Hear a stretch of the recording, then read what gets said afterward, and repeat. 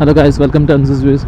ഇന്ന് നമ്മളിവിടെ എൻ്റെ ഈ വണ്ടി ഹോണ്ട CB350RS എന്നുള്ള ഈ വണ്ടിയുടെ ഒരു റിവ്യൂ ആണ്. റിവ്യൂ എന്ന് പറഞ്ഞാൽ 2 വർഷത്തിന് മുകളിലായിട്ട് ഞാനിത് വാങ്ങിയിട്ട്, പിന്നെ അതേപോലെ തന്നെ ഇത് ഏകദേശം 33,000 കിലോമീറ്റർ ഓടി.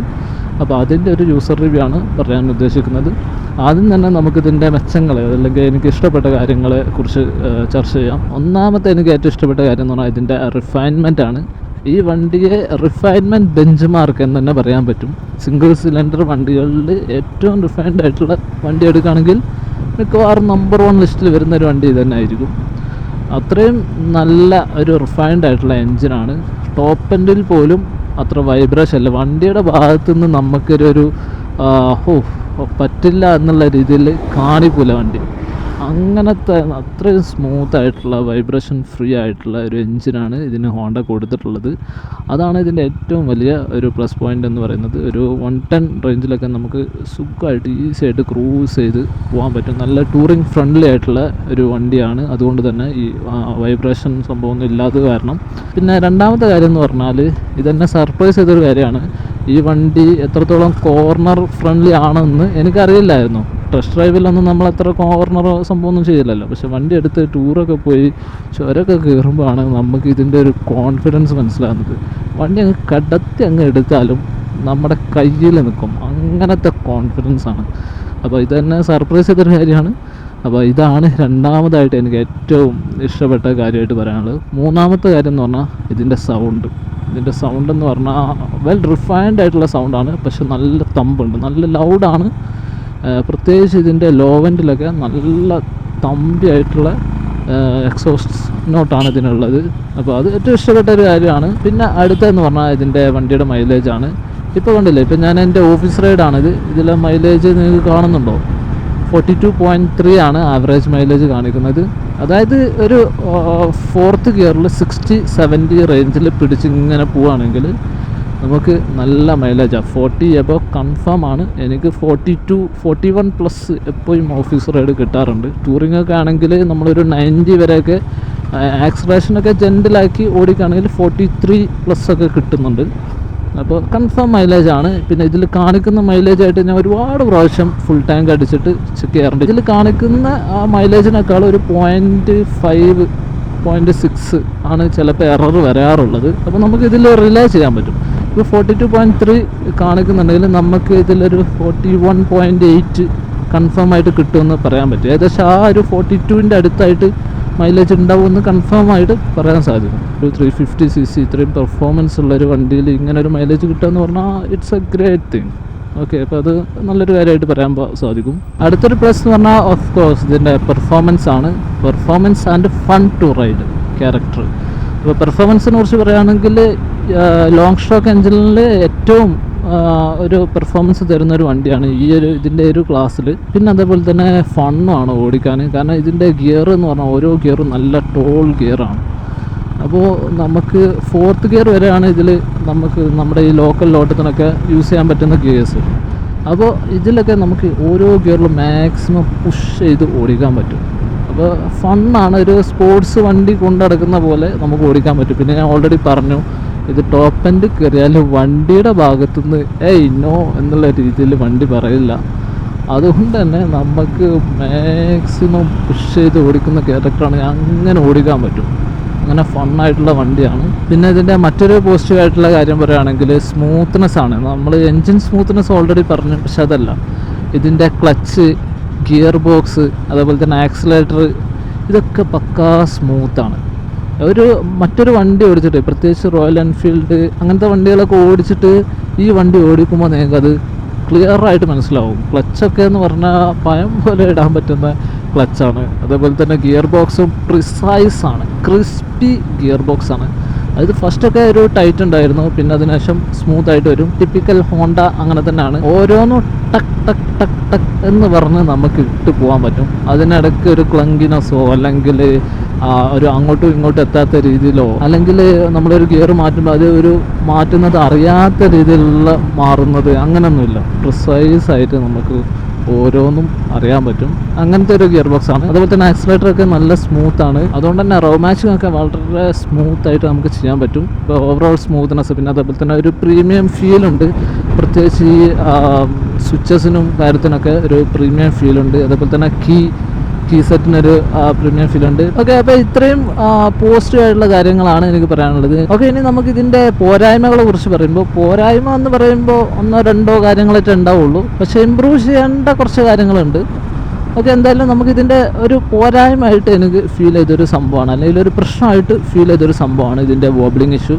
വോബ്ലിംഗ് എന്ന് പറഞ്ഞാൽ നമ്മളൊരു 80+ ഒക്കെ കയറിയിട്ട് വണ്ടി ഹാൻഡിൽ വിട്ടാൽ നമുക്ക് ഹാൻഡിൽ ഇങ്ങനെ വെട്ടുന്ന പോലെ നമുക്ക് ഫീൽ ചെയ്യില്ല, ശരിക്കും വെട്ടും, ഇങ്ങനെ ജെർക്ക് ചെയ്യും. അപ്പോൾ അത് ഇതിൻ്റെ ഒരു പോരായ്മയാണ്. അത് എല്ലാ ഫ്രഷ് വണ്ടികൾക്കൊന്നും അത് ഉണ്ടാവില്ല. അത്യാവശ്യം ഓടിയ ഒരു 7000 അല്ലെങ്കിൽ 10000 കിലോമീറ്ററൊക്കെ ഓടിയ വണ്ടികൾക്കാണ് അത് കണ്ടുവരുന്നത്. എൻ്റെ വണ്ടിക്ക് 10000 കിലോമീറ്ററൊക്കെ കഴിഞ്ഞതിന് ശേഷമാണ് ഞാൻ ശ്രദ്ധിച്ചത്. അത് ശ്രദ്ധിക്കുക എന്ന് പറഞ്ഞാൽ ആ ഒരു സ്പീഡിൽ, ഒരു തമിഴ്നാട് ഹൈവേയിൽ ഒരു 90 സ്പീഡിലൊക്കെ പോവാണ്. അപ്പോൾ കൈ വിട്ടപ്പോഴാണ് എൻ്റെ വണ്ടിക്കും വോബ്ലിംഗ് ഉണ്ട് എന്നുള്ള സംഭവം ഞാൻ മനസ്സിലാക്കിയത്. അങ്ങനെ ഞാനും വോബ്ലിംഗ് ക്ലബിലേക്ക് കയറി. കുറേ പേര് ഗ്രൂപ്പിൽ പറയാറുണ്ട് ഇങ്ങനെ വോബ്ലിംഗ് ഉണ്ട്, അവരുടെ വണ്ടിക്ക് ഉണ്ട് എന്നൊക്കെ. ഞാൻ ചെക്ക് ചെയ്യും, പക്ഷേ കണ്ടുപിടിക്കാൻ പറ്റിയിട്ടില്ലായിരുന്നു. പക്ഷേ ഇങ്ങനെ ഒരു സെനാരിയോ ഒരു 10000 കിലോമീറ്റർ കഴിഞ്ഞപ്പോൾ എൻ്റെ വണ്ടിക്കും വന്നു. നമ്മളൊരു 80+ തന്നെ കയറണം. 80-ലെത്തിയാൽ ആ സ്പീഡിലേക്ക് കുറഞ്ഞില്ല, 80+ കയറിയ. അതുപോലെ തന്നെ 100 ഒക്കെ ആകുമ്പോൾ അത് കുറഞ്ഞു വരുന്നുണ്ട്. ആ രീതിയിലാണ് 80 to 100 ആണ്. അതിൽ കൈ വിട്ടാലാണ് നമുക്കത് അനുഭവപ്പെടുക. അല്ലാത്ത സമയത്ത് നമ്മൾ കൈ പിടിക്കുകയൊക്കെ ചെയ്താൽ നമ്മളത് അറിയില്ല, അത്ര ഒരു ബോധർ ചെയ്യുന്നൊരു സംഭവമല്ല. അപ്പോൾ അതുകൊണ്ട് തന്നെ 10000 കിലോമീറ്റർ ഇങ്ങനെ സംഭവം ഉണ്ടായപ്പോൾ ഞാൻ ഹോണ്ടയിൽ കംപ്ലയിൻ്റ് കൊടുത്തു. അവർ വണ്ടി വെക്കണം, അതേപോലെ തന്നെ എൻ്റെ വീൽ ബെയറിങ് മാറി, അതാണ് പ്രശ്നം എന്നൊക്കെ പറഞ്ഞിട്ട്, എന്നിട്ട് അത് സോൾവ് ആയിട്ടില്ല. പിന്നെ ഞാൻ അതിൽ കൂടുതൽ നോക്കിയില്ല, കാരണം നമ്മുടെ ഈ ലോക്കൽ യൂസിനൊന്നും അതൊരു ബോധർ ചെയ്യുന്നൊരു കാര്യമായിട്ട് തോന്നിയില്ല. അപ്പോൾ അങ്ങനെ ഞാൻ 28000 കിലോമീറ്റർ ആയപ്പോൾ എൻ്റെ ഫ്രണ്ട് ടയർ മാറാറായി. ഫ്രണ്ട് ടയർ മാറിയാൽ പോകുമെന്ന് എല്ലാവരും പറയുന്നുണ്ട്. അങ്ങനെ ഞാൻ എൻ്റെ ഫ്രണ്ട് ടയർ മാറിയപ്പോൾ എൻ്റെതും അത് പോയി. ഇപ്പോൾ ഇല്ല, ഇപ്പോൾ 33000 കിലോമീറ്റർ അല്ല, 5000 കിലോമീറ്റർ പ്ലസ് ഓടി ടയർ മാറിയതിന് ശേഷം. ഇപ്പോഴും ഇതുവരെ ഇല്ല. ഞാനന്ന് വേണമെന്നുണ്ടെങ്കിൽ കാണിച്ചു തരാം. ഇപ്പോൾ 80, 85, 90 വരെ എത്തി. ഒന്നുകൂടി ഒന്നുമില്ല. അപ്പോൾ വണ്ടി ഒന്ന് നേരെ ആയിക്കോട്ടെ. എന്നിട്ട് 90 സ്പീഡ് വിട്ട് കണ്ടോ, ഒന്നുമില്ല. അപ്പോൾ വോബ്ലിംഗ് ഇപ്പം ഇല്ല. ഓക്കെ, അപ്പോൾ ഈ വോബ്ലിങ്ങിൻ്റെ ഒരു പ്രശ്നം ഞാൻ മനസ്സിലാക്കിയ ഒരു സംഭവം വെച്ചാൽ, ഇതിൻ്റെ ടയർ, MRF ടയർ, അതേപോലെ തന്നെ വണ്ടിയുടെ ഫ്രണ്ട് എൻഡ് വെയിറ്റ്, പിന്നെ അതേപോലെ തന്നെ നമ്മുടെ റോഡ് ഒരു സൈഡ് സ്ലോപ്പായിട്ടില്ല, ഈ സൈഡ് സ്ലോപ്പ്, ആ സൈഡ് അങ്ങോട്ട് സ്ലോപ്പ്. അപ്പോൾ എപ്പോഴും വണ്ടിയുടെ ഈ ഒരു ലെഫ്റ്റ് സൈഡ്, ടയറിൻ്റെ ലെഫ്റ്റ് സൈഡാണ് കൂടുതൽ തേയ്മാനം വരുന്നത്. അപ്പോൾ അതൊക്കെ കാരണം ഇത് മൂന്നും കൂടിയിട്ടുള്ള ഒരു റീസൺ ആയിരിക്കും ഇങ്ങനെ വോബ്ലിംഗ് വരാൻ കാര്യം എന്നാണ് ഞാൻ മനസ്സിലാക്കുന്നത്. കുറേ റോയൽ എൻഫീൽഡ് വണ്ടികളുടെ ഈ പ്രശ്നമുണ്ട്. അതുപോലെ തന്നെ കവാസാക്കിയുടെ നിഞ്ച 300 വണ്ടിക്ക് ഇത് കോമൺ ഒരു പ്രശ്നമാണ് ഈ വോബ്ലിംഗ് ഇഷ്യൂ. അങ്ങനെ പല വണ്ടികൾക്കും ഉണ്ട്. ഇത് ഹോണ്ടക്ക് നമ്മളെല്ലാവരും കംപ്ലയിൻറ്റ് കൊടുത്തിട്ടും ഒരു സൊല്യൂഷനും ഉണ്ടായിട്ടില്ല. ചിലർക്ക് വാറണ്ടിയിൽ ടയർ റീപ്ലേസ് ചെയ്ത് കൊടുത്തു, അപ്പോൾ സോൾവ് ആവുന്നുണ്ട്. അതേപോലെ തന്നെ നമ്മൾ ടയർ മാറിയപ്പോൾ എനിക്കും സോൾവ് ആയിട്ടുണ്ട്. ഇനി കുറച്ച് ഓടുമ്പോൾ ഒരു അടുത്തൊരു 5000 അല്ലെങ്കിൽ 10000 കിലോമീറ്ററൊക്കെ ആകുമ്പോൾ വീണ്ടും വരാൻ സാധ്യത ഉണ്ട്. ചിലർക്കൊക്കെ വരുന്നുണ്ട്, വന്ന് പിന്നെ പോയവരുണ്ട്, അങ്ങനെയൊക്കെ ഉണ്ട്. എന്തായാലും ടയറിൻ്റെ തേയ്മാനം റിലേറ്റഡ് ആയിട്ടുള്ള ഒരു സംഭവമാണത് എന്നാണ് ഞാൻ മനസ്സിലാക്കിയത്. ഓക്കെ, പിന്നെ ഒരു പ്രശ്നമായിട്ട് പറയുകയാണെങ്കിൽ ഇതിൻ്റെ മെയിൻ്റനൻസ് കോസ്റ്റാണ്. നോർമലി നമുക്കറിയാം ഹോണ്ട എന്ന് പറഞ്ഞാൽ അഫോർഡ് ചെയ്യാം. ഹോണ്ട ആദ്യം വാങ്ങാൻ കുറച്ച് പൈസ കൂടുതൽ കൊടുക്കണം, പക്ഷേ മെയിൻ്റനൻസ് വളരെ കുറവായിരിക്കും. പക്ഷേ ഈ ഒരു കാറ്റഗറിയിലെ വണ്ടി എടുക്കുകയാണെങ്കിൽ, ഇപ്പോൾ റോയൽ എൻഫീൽഡിൻ്റെ വണ്ടി എടുക്കുകയാണെങ്കിലും മറ്റുള്ള വണ്ടികളൊക്കെ എടുക്കുകയാണെങ്കിലും പ്രൈസ് റേഞ്ച് നോക്കുമ്പോൾ ഓൾമോസ്റ്റ് അതിന് അടുത്ത് നിൽക്കുന്ന പ്രൈസാണ്. അപ്പോൾ നമുക്ക് ഈ വണ്ടി ഓൺ ചെയ്യാൻ മറ്റുള്ള വണ്ടികളുടെ അതേ പ്രൈസാണ് കൊടുക്കുന്നത്. പക്ഷേ മെയിൻ്റനൻസിൽ അവരിപ്പോൾ കുറച്ച് പിടിക്കുന്നുണ്ട്, അത്ര അഫോർഡബിൾ അല്ല. കാരണം പ്രത്യേകിച്ച് റോയൽ എൻഫീൽഡ് വണ്ടികളെ കുറിച്ചൊക്കെ നോക്കുമ്പോൾ ഏകദേശം അതിനടുപ്പിച്ച് അല്ലെങ്കിൽ അതിനേക്കാൾ കുറച്ച് മുകളിൽ. ഇതിപ്പോൾ ഫ്രീ സർവീസ് ചെയ്യുകയാണെങ്കിൽ മിനിമം ഒരു 1500 1600 റേഞ്ചിൽ റേറ്റ് വരും.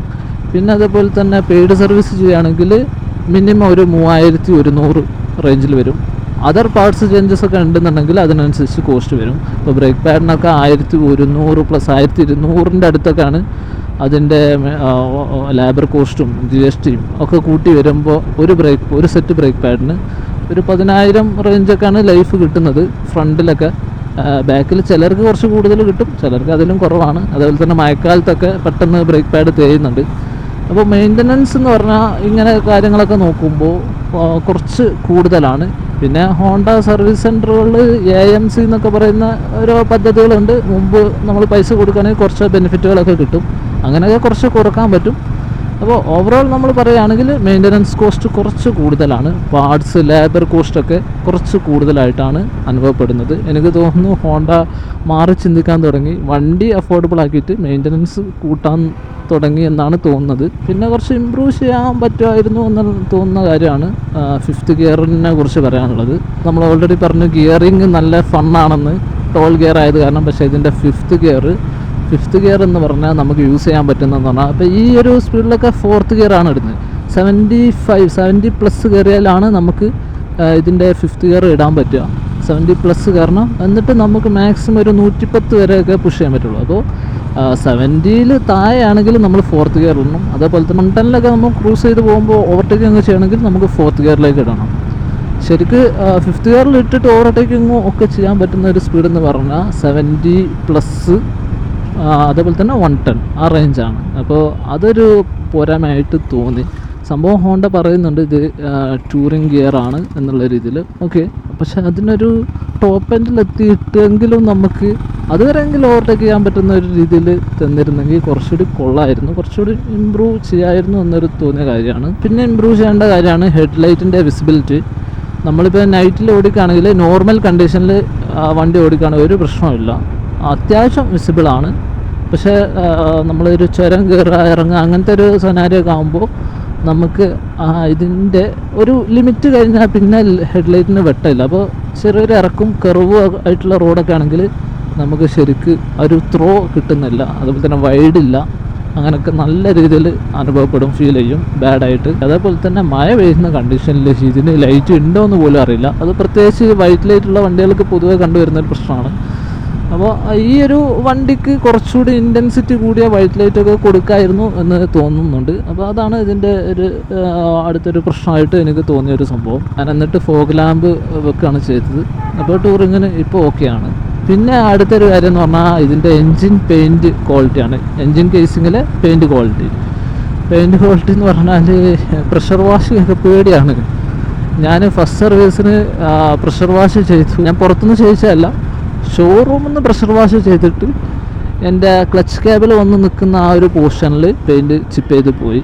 എന്നിട്ട് അവർ ഒരു സ്പ്രേ പെയിൻ്റൊക്കെ ചെയ്ത് തന്നു, അഡ്ജസ്റ്റ് ചെയ്ത് തന്നു. അപ്പോൾ അതൊരു പ്രശ്നമാണ്. ചിപ്പ് ചെയ്ത് പോയ പെയിൻറ്റ് അവർ എങ്ങനെയൊക്കെയാണ് ഫിക്സ് ചെയ്ത് തരും എന്നുള്ളൊരു കൺസെപ്റ്റാണ്. അപ്പോൾ പ്രഷർ വാഷ് ചെയ്യുമ്പോൾ നല്ലോണം ശ്രദ്ധിക്കണം. പിന്നെ അതുപോലെ തന്നെ എൻജിൻ ഫിൻസിൻ്റെ അവിടെയൊക്കെ നോക്കുകയാണെങ്കിൽ ചെറുതായിട്ട് പെയിൻറ്റ് ചിപ്പ് ചെയ്ത് പോരുന്നുണ്ട്. ഇത് ഹോണ്ട തിങ് ആണ്, കാരണം എൻ്റെ ട്വിസ്റ്ററിൽ ഇങ്ങനെയാണ് എൻജിൻ കേസിൻ്റെ പെയിൻറ്റൊക്കെ പോയിട്ടുണ്ട്.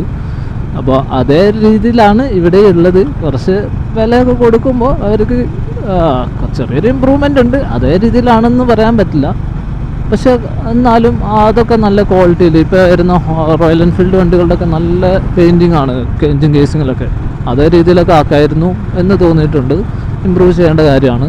ഓക്കെ, അപ്പോൾ ഇത്രയാണ് എനിക്ക് ഈ വണ്ടിയെക്കുറിച്ച് ഞാൻ ഇത്രയും കാലം ഓൺ ചെയ്തപ്പോൾ പറയാനുള്ളത്. അപ്പോൾ ഓവറോൾ ഞാൻ പറയുകയാണെങ്കിൽ I am very satisfied with this vehicle. ഞാൻ പൈസ ചിലവാക്കിയതിൽ നല്ലൊരു വർത്തായിട്ട് തോന്നിയൊരു സംഭവമാണിത്. ഒരു 33,000 കിലോമീറ്റർ ഞാനിതിൽ കവർ ചെയ്തു. 33,000 കിലോമീറ്റർ എന്ന് പറയുന്ന ആ സംഖ്യയല്ല, അതിലൂടെ കിട്ടിയ കുറേ മെമ്മറീസ് ഉണ്ട്. അത് വലിയ സംഭവമാണ്. ഞാൻ വണ്ടി എടുക്കുമ്പോൾ 2.45 lakh ആയിരുന്നു ഇതിൻ്റെ വില. അപ്പോൾ ആ പ്രൈസിന് കിട്ടി എന്നുള്ളത് വലിയ കാര്യമാണ്. ഇപ്പോൾ 2.85 ഒക്കെയാണ് ഇതിൻ്റെ പ്രൈസ്, കേരളത്തിലെ പ്രൈസ്. എന്നാലും ആ ഒരു പ്രൈസിലും ഞാൻ പറയുകയാണെങ്കിൽ ഞാൻ റെക്കമെൻഡ് ചെയ്യും. ഓഫ് കോഴ്സ് റിഫൈൻമെൻറ്റ് നോക്കിയിട്ട് ഒരാൾ വണ്ടി എടുക്കുകയാണെങ്കിൽ തീർച്ചയായിട്ടും റെക്കമെൻഡ് ചെയ്യുന്ന ഒരു വണ്ടിയാണ്. ഓക്കെ, അപ്പോൾ ഇത്രയേ ഉള്ളൂ എനിക്ക് എൻ്റെ ഈ 2 year എക്സ്പീരിയൻസ് നിങ്ങളോട് ഷെയർ ചെയ്യാനുള്ളത്. ഓക്കെ, അപ്പോൾ thanks for watching this video.